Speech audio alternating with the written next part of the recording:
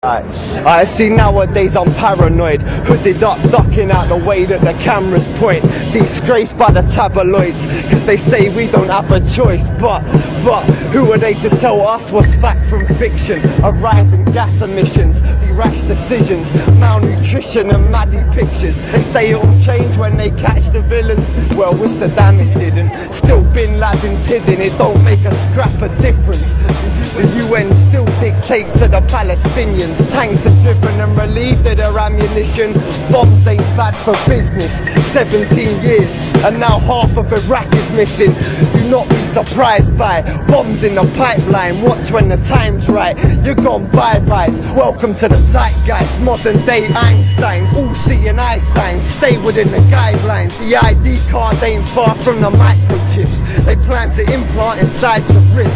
And what really our alliance is, a dominant nations. They're calling the council on foreign relations. Get used to the fact they've got troops in Iraq, and they're gonna be there till they remove all the gas. The larger degrees have commander-in-chiefs and private militaries that are armed to the teeth. Men in white coats that shoot particle beams, annihilate any single target they please.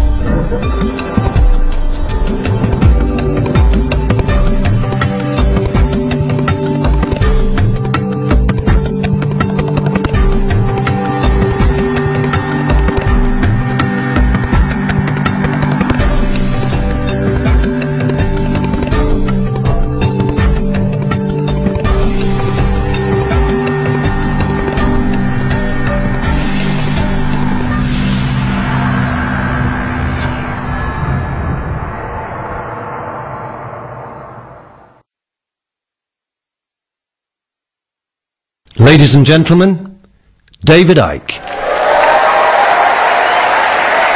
Thank you. Thank you very much. Thank you.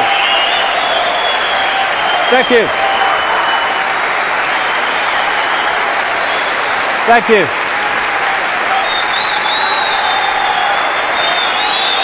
Thank you very much.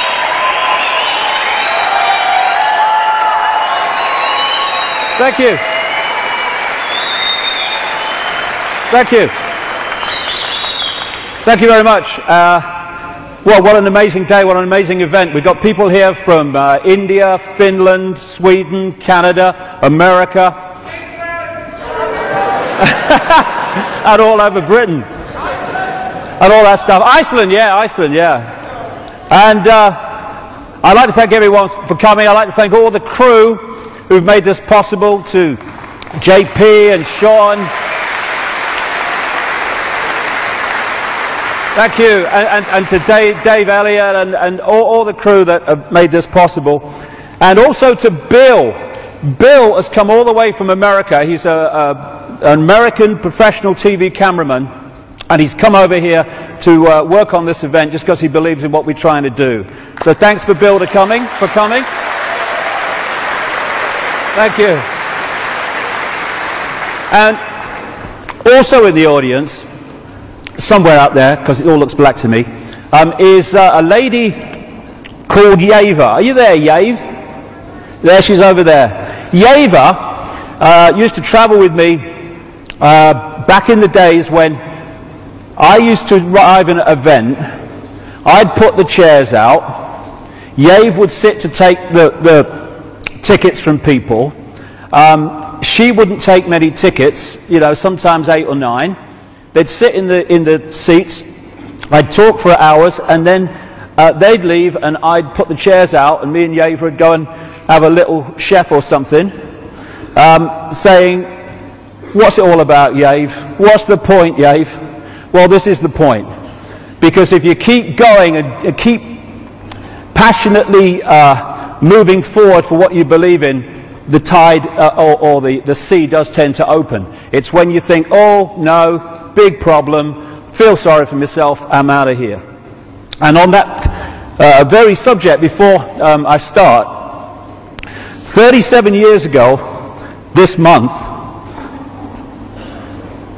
I met a lady called Linda, who has been my rock ever since, right to this day. She's the one that organised this event. And I stand on the stage and do the words, but she makes it possible by working her socks off day after day, week after week. And I'd just like to take this opportunity to acknowledge the fantastic work that she's done and the contribution she's made to my life, never mind to the work that we're trying to do. So thank you to Linda.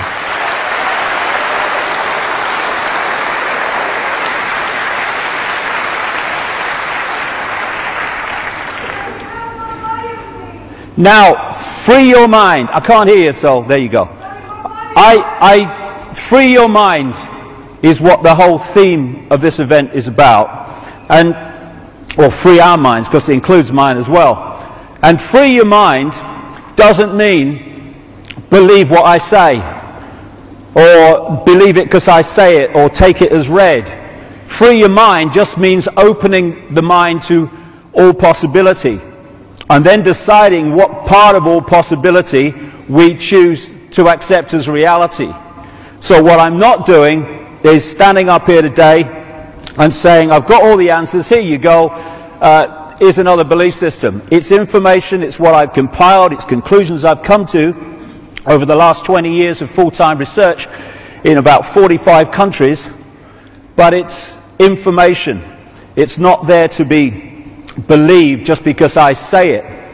And I think I can sum it up really by what this man said.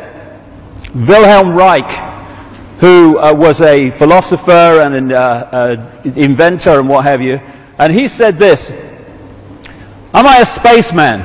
Do I belong to a new race on Earth bred by men from outer space in embraces with Earth women? I request my right and privilege to have such thoughts and ask such questions without being threatened to be jailed by any administrative agency of society. In the face of a rigid, doctrinaire, self-appointed, ready-to-kill hierarchy of scientific censorship, it appears foolish to publish such thoughts. Anyone malignant enough could do anything with them." And they did. Still, the right to be wrong has to be maintained. We should not fear to enter a forest because there are wildcats around in the trees. We should not yield our right to well-controlled speculation. It is certain questions entailed in such speculation which administrators of established knowledge fear. But in entering the cosmic age, we should certainly insist on the right to ask new, even silly questions, or apparently so, without being molested. 20 years ago, nearly, I decided I was going to take that right. And I'm going to continue to exercise that right to the day I leave this reality. Because if we don't defend or express our right to go into these areas that are beyond the norm, then we put ourselves in the prisons, the mind prisons, and therefore the physical prisons that those norms impose upon us. I would say this as well. This event today is not about demanding the right from authority to give us our freedom. My freedom all freedom is our natural and eternal right, not the gift of some dark suit or uniform to decide if it's going to give it to us or not.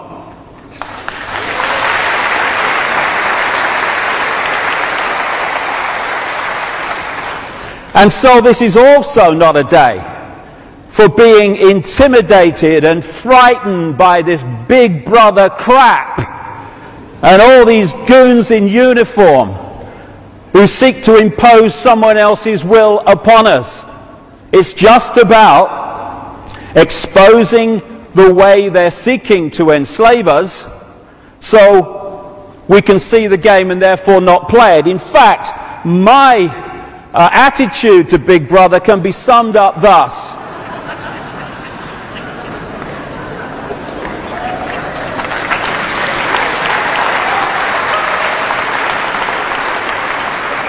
Oh, Big Brother, oh my God! God, sod that for a lark. As Gandhi said, an error does not become truth by reason of multiplied propagation, nor does truth become error because nobody will see it. Put more simply, in his words again, even if you are in a minority of one, the truth is still the truth. And throughout history we have seen small minorities of people who have pointed out flaws in the norm of belief, or at least questioned it, who've turned out to be so right that now with hindsight we go, how could anyone ever believe the earth was flat? Or that if you went far enough you would go off the edge. But people did, and it was the norm of the time. And we have norms now that are just as blatantly stupid, with not even the benefit of hindsight, the benefit of what we know now. This is today's flat earth. The fact that we live in the cutting edge of human evolution, the cutting edge of how far humanity has come, turning a planet of enormous beauty into a shite hole, ain't the cutting edge of human evolution. We're also being asked to believe, as Orwell said, war is peace, freedom is slavery, ignorance is strength. And we are the cutting edge of human understanding. As Michael Elner said, just look at us. Everything is backwards. Everything is upside down. Doctors destroy health. Lawyers destroy justice. Universities destroy knowledge. Governments destroy freedom. The major media destroys information. And religions destroy spirituality.